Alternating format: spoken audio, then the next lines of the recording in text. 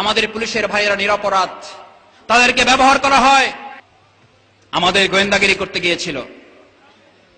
বিশ্বাস করুন সংগ্রামী নরসিংদী জেলাবাসী, আমি বিশ্ববিদ্যালয়ে তখন পড়াশোনা করি, একটি হলে গিয়েছি আমরা সভ্যদারি করি। অবাক হবেন শুনলে, আপনারা আবার ভাববেন সভ্যদারি কি। রাত্রিবেলা উঠে তাহাজ্জুদ নামাজ পড়ার জন্য বিশ্ববিদ্যালয়ের যুবক তরুণ ছাত্রদেরকে আমরা প্রশিক্ষণ দিচ্ছি। শুধু 5 ওয়াক্ত নামাজ পড়বে না বিশ্ববিদ্যালয়ের ছেলেরা, কলেজের ছেলেরা শুধু 5 ওয়াক্ত নামাজ পড়বে না, তারা বিশ্ববিদ্যালয়ে 5 ওয়াক্ত নামাজ পড়বে, মসজিদে ইমামতি করবে, গভীর রাতে উঠে তাহাজ্জুদ নামাজ পড়ে তার বাবার জন্য, তার মায়ের জন্য, তার এই প্রিয় মাতৃভূমি বাংলাদেশের জন্য, তার প্রিয় শিক্ষা প্রতিষ্ঠান ক্যাম্পাসের জন্য সে আল্লাহর কাছে গভীর রাতে উঠে মোনাজাত করে কাঁদবে, চোখের পানি ফেলে। একজন যুবকের চোখের পানি আল্লাহ বেশি পছন্দ করেন। তিনি কাঁদবেন আর বলবেন, আল্লাহ আমাকে মাফ করে দাও, আমি বড় ডিগ্রি নিয়ে যাচ্ছি, কোরআন পড়তে পারছি না, কোরআন পড়ার সুযোগ দাও। এই বিশ্ববিদ্যালয় আমার চরিত্র হননের সকল আয়োজন সম্পন্ন। এই বিশ্ববিদ্যালয় থেকে হযরত ইউসুফ আলাইহিস সালামের মতো চরিত্র নিয়ে আমাকে বের হওয়ার সুযোগ দাও। এই কথাগুলো বলার জন্য মসজিদে আমাদের ছাত্রদেরকে একত্রিত করা হয়েছে। হঠাৎ করে দেখলাম গভীর রাতে চারিদিকে পুলিশ এসে ঘিরে ফেলেছে। What is the message? That message are so sorrowful news.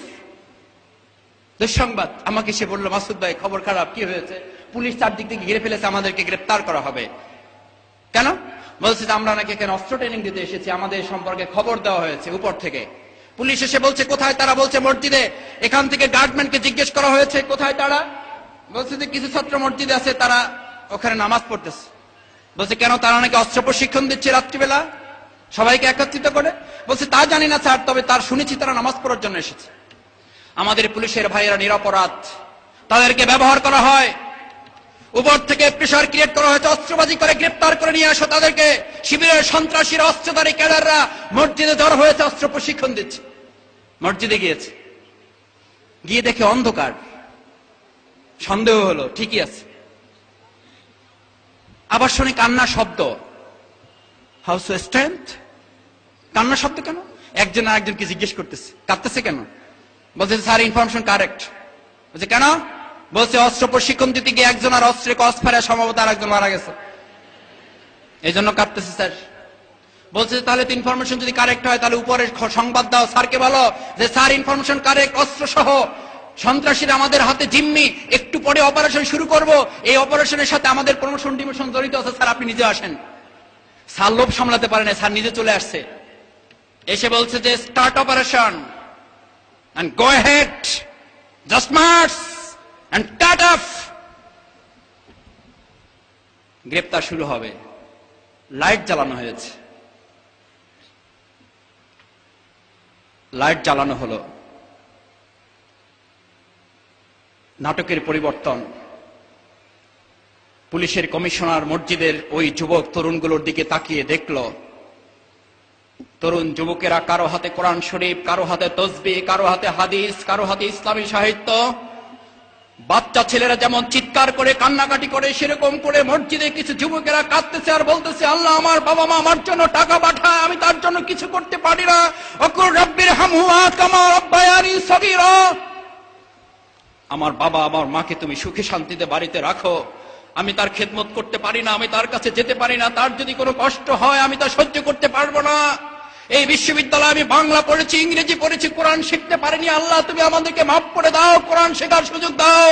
এই চরিত্র নষ্ট হয়ে যাচ্ছে বিশ্ববিদ্যালয়ের পড়ে, আমাদের চরিত্রকে ইউসুফ আলাইহিস সালামের মতো করে দাও। কাঁদতেছে। পুলিশের কমিশনার বললেন, লাইট বন্ধ করো, এদেরকে গ্রেপ্তার করার প্রয়োজন নেই, এদের সাথে মোনাজাতে অংশগ্রহণ করো, মোনাজাতে অংশগ্রহণ করো। মোনাজাত শেষ করে লাইট বন্ধ করে দিয়ে ভাইস চ্যান্সেলরের কাছে গিয়ে বলল, ভাইস চ্যান্সেলর, যেই শিবিরের অস্ত্রধারী ক্যাডারদেরকে গ্রেপ্তার করতে পাঠিয়েছিলেন, আমার আফসোস, আমি পুলিশ কমিশনার, আজকে আমার দুর্ভাগ্য, ওই অস্ত্রধারী ক্যাডারগুলোর মধ্যে যদি আমার নিজের একটা সন্তান থাকতো তাহলে আমার জন্য কত না সৌভাগ্যের হতো। ভাইস চ্যান্সেলর, আমি পুলিশ কমিশনার, আর আপনার কোনো দরকার নেই, এই বিশ্ববিদ্যালয় ওই ছেলেগুলোর হাতে ছেড়ে দেন। এই ছেলেগুলো বিশ্ববিদ্যালয় পরিচালনা করলে কিয়ামত পর্যন্ত বিশ্ববিদ্যালয় সন্ত্রাস পরিচালিত হতে পারে না। সন্ত্রাস পরিচালিত হয় না। যৌথ বাহিনী আসলো, র্যাব আসলো, আমাদের গ্রেফতার করা হয় না, ক্রস ফায়ার দেওয়া হয় না, আমাদের বিরুদ্ধে গোয়েন্দা নজরদারি বৃদ্ধি করা হলো। যারা গোয়েন্দাগিরি করতে যায়, পুলিশ আমাদেরকে গ্রেফতার করতে যায়, আমাদের সাথে নামাজ পড়া শুরু করে দেয়। আমাদের প্রতিপক্ষ বন্ধুরা, যাদেরকে আমরা প্রতিপক্ষ মনে করি না, তারা উপরে ফোন করে, কি পুলিশ পাঠাইছেন? এরা সব শিবির করে, এগুলো চেঞ্জ করেন, নতুন পুলিশ পাঠান। পুলিশ কমিশনার নতুন আবার ভালো দেখে কয়েকজন, একদম ভালো দেখা মানে বুঝেন তো, শারীরিক ভালো না, মনের দিক থেকে যারা এন্টি শিবির 100% পাঠাইছে, আমরা তাদেরকে সালাম দেই, ভাই আপনি কোরআন শরীফ পড়তে পারেন? বলছে না তো এখনো শিখতে পারেনি। আমি বললাম আপনার ডিউটির পরে 1 ঘন্টা 30 মিনিট সময় থাকলে আপনি যে এখানে অযথা সময় কাটান, এর মধ্যে আমরা আপনাকে কোরআন শেখার ব্যবস্থা করতে চাই। তাহলে খুব ভালো, সে আমাদের সাথে কোরআন শিখতেছে। চলেন নামাজে আজান হয়েছে, নামাজটা পড়ে আসি, চলেন আমি একটু চা খাই, আপনিও খান, আপনি আমাকে খাওয়াইতে পারেন, কোনো অসুবিধা নেই। বলছে আপনাকে অ্যারেস্ট করার জন্য আসছে। আমি বললাম করেন, আমার অপরাধ থাকলে অ্যারেস্ট করে নিয়ে যান, অসুবিধা নেই, কিন্তু তার আগ পর্যন্ত তো আমি আপনার সাথে ভালো ব্যবহার করার অধিকার রাখি। আমাদের সাথে মিশে গেল, হ্যান্ডশেক করলো, আমরা তার সাথে বুক মিলালাম। আমাদের প্রতিপক্ষ ছাত্র সংগঠনের বন্ধুরা বলল, এগুলো কি পাঠাইছেন? আগে যেগুলো আসছিল এগুলো শিবিরের কর্মী, এখন যেগুলো পাঠাচ্ছেন এগুলো এক একটা শিবিরের নেতা। চেঞ্জ করো। পুলিশ কমিশনারকে যে মেসেজ দেওয়া হয়েছিল, পুলিশের যিনি বডিগার্ড, হাবিলদার যিনি, উনি আমাদেরকে পরে গল্প করে একবার বলেছিলেন, যখন ওখান থেকে ফোন করা হয়েছে এগুলো চেঞ্জ করেন, পুলিশ কমিশনার হাসতে হাসতে বলেছিল, বিশ্ববিদ্যালয়ে পুলিশ চেঞ্জ করতে করতে আমার এখন এমন অবস্থা হয়েছে, আমার মনে হচ্ছে আমি পুলিশ কমিশনারকে যদি ওখানে পাঠানো হয়, দিন দশেকের ব্যবধানে আমাকেও হয়তো ওই বিশ্ববিদ্যালয় থেকে শিবির কর্মী হয়ে ফিরে আসতে হবে। ইসলামী ছাত্র শিবির শক্তির বলে নয়, ইসলামী ছাত্র শিবির যদি শক্তি দিয়ে টিকে থাকতে চাই, তাই পৃথিবীতে শক্তি টিকে নেই, আদর্শ টিকে আছে, আদর্শ টিকে থাকবে।